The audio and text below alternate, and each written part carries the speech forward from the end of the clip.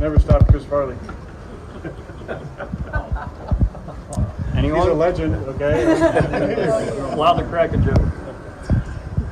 Aaron, you said you feel like the joint practices are more beneficial to you. What do you like about them? What are you looking forward to about this one?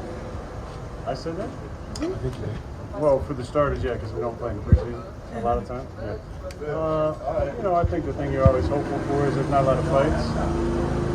We went against Tampa a couple years ago, and they had some veteran guys, and it was a pretty clean practice. So hoping for another clean practice with them, but it's good to go against a different team. I think what I said was, that I'm remembering, that you get a chance to go against not vanilla defenses.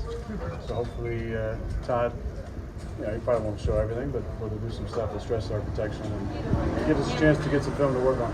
Aaron, what are some of the things you took out of the first preseason game?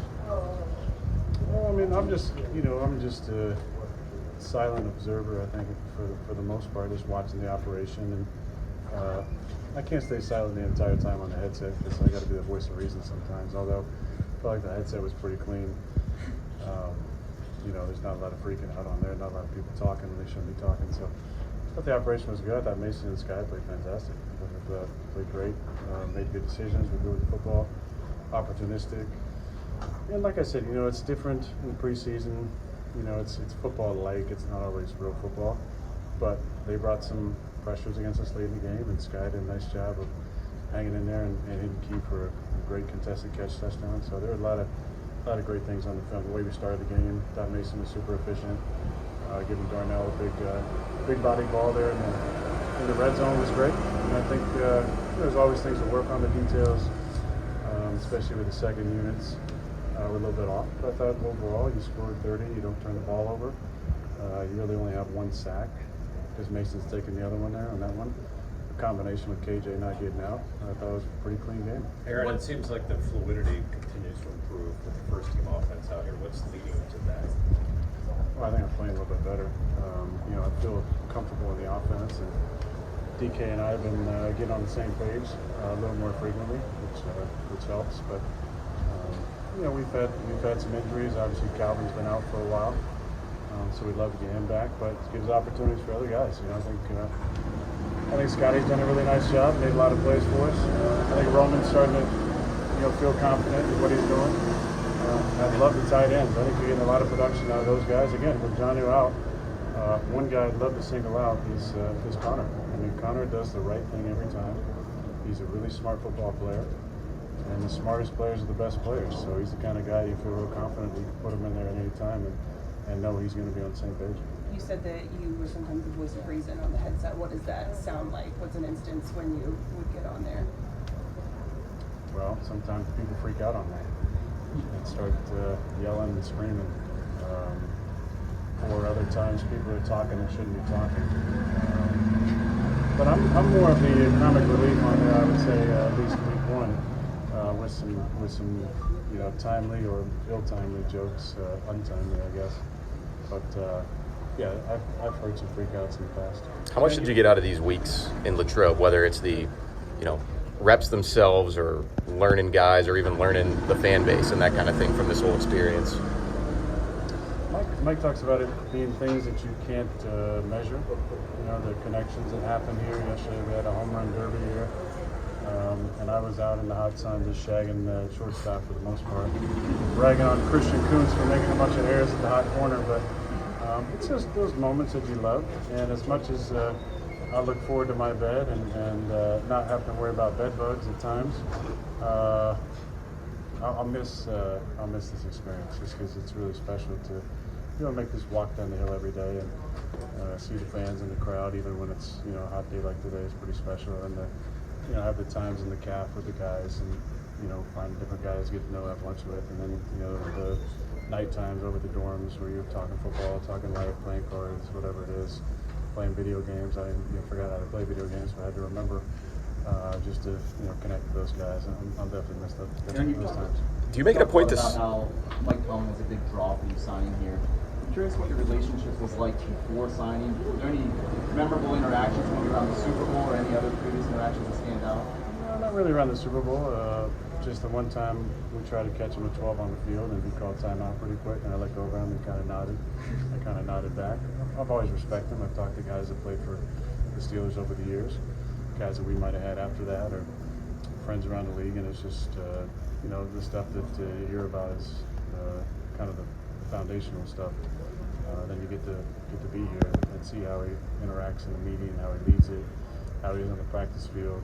Just his overall demeanor and confidence and swag is pretty special. Aaron, after the game in Jacksonville, I saw you walking off with TJ and Cam. How often are you talking to those guys, and how much do you listen to them and get advice from them too? All the time. I mean, I'm not trying to break up that bromance, because anytime I rip on one of the two, the other one just takes his back really quick. So I really love and respect that friendship. It's a cool one to watch. But I mean, I'm older, so I gravitate towards the old heads, and I just happen to find myself walking. One of the weird things is, I'm 21 years in the league, so I'm over there. Who do I know on Jacksonville? I know Heath Farwell, the special teams coach. I played against him. I know Chad Morton, he was with us. And I've met Trevor a few times. I was kind of looking around going, doing the Joe Biden, all right, well, I guess I don't know anybody here, so I'm going to just walk off. And I found Cam and TJ, I'm going to walk next to them.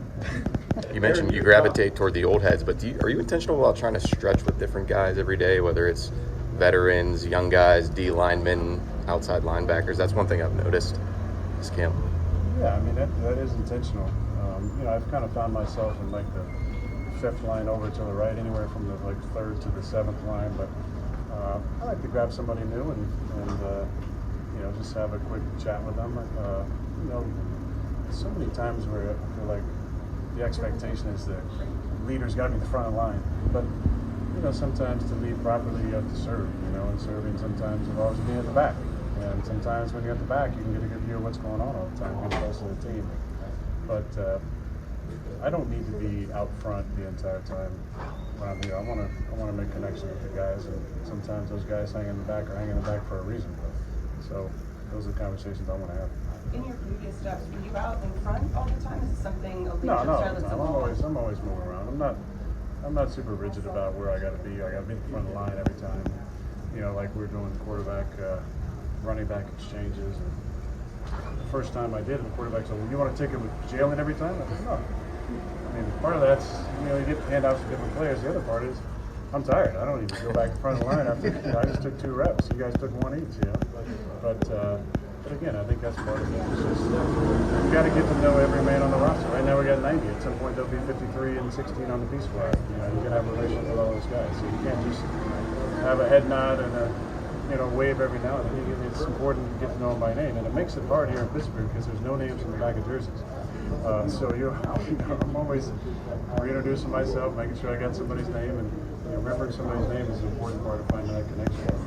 Two more. Aaron, what's it like for you? Because everybody knows your reaction to the guys. I mean, your 4th-time MVP, Hall of Famer. Did you get are they kind of in awe for a quick second? Do you get that ever? I think in the beginning, there's some trepidation for sure, but Mason was one of them. I had to really break him down. He was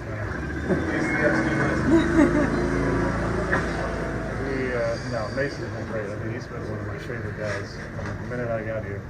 But a lot of guys are a little, shy to maybe come up to you, so you got to break the ice often with them. Some of it's just like going down and sitting next to them at lunch, and I kind of go, "What the hell are you doing here? Having lunch? What are you doing here?" But I think that's part of it. You got to find ways to break the ice with those guys. Last one. You had talked, I think it was a mini camp, about the helmet. You didn't like what you had.